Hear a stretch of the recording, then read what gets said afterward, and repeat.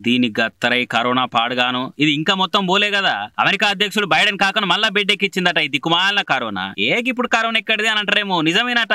కుద్దు white house ఆఫీసర్లే చెప్పి ముచ్చట. President Biden కు కరోనా పట్టింది, బెడ్ ఎక్కి క్వారంటైన్ ఉన్నాడు, పెద్ద మంచి ఢిల్లీనే కోలుకోవాలని కోరుకుంటున్నాం అనుకుంటా పబ్లిక్ కు చెప్పిర్రు. అయ్యో ముసలాయనకి ఎట్లుందో, ముందే మంచి అంత కుసకుస ఉండే అని బుగులు పడే అవసరం ఏం లేదట.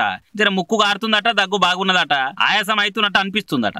డాక్టర్లు వచ్చి ఏమైంది బైడెన్ గారు, ఏమనిపిస్తుంది మీకు అంటే ఏ మంచినే ఉన్నది, 2 పారాసిటమాల్ గోళీలు వేసుకుంటే పోయేటట్టే ఉన్నదని చెప్పిందట. సరే యాల కింద మంచిదిని గోళీలు వేసుకొని రెస్ట్ తీసుకోర్రి, ఓట్లలో ట్రంప్ ఏం చేస్తున్నాడో నన్నేమంటున్నాడో అని రంది పెట్టుకోకుర్రి అని చెప్పిరట డాక్టర్లు.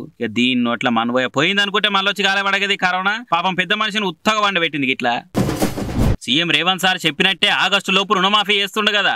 కాంగ్రెస్ లీడర్లు రైతుల పొలాల కాడికే పోయి కేకులు కోసి రుణమాఫీ సెలబ్రేషన్స్ చేసిరు. ఇట్లా రైతుల రుణమాఫీ మొదటి లిస్ట్ అనౌన్స్ చేసే వరకు జనగాం జిల్లా దేవరూపుల కాడ రైతులు ఖుషి అవుతుంట పొలం కానే 3 రంగుల కేక్ పట్టుకొచ్చి కోసిర్రు. పొలంలో జంబగొట్టే ఎడ్ల నాగలికి కాంగ్రెస్ జెండాలు కట్టి జై కాంగ్రెస్ అనుకుంటే మురిసి ముప్పందం అయ్యిర్రు. అదే పొలంలో సీఎం సార్ పోటు ఉన్న ఫ్లెక్సీకి చిక్కటి పాలతో అభిషేకం చేసిర్రు.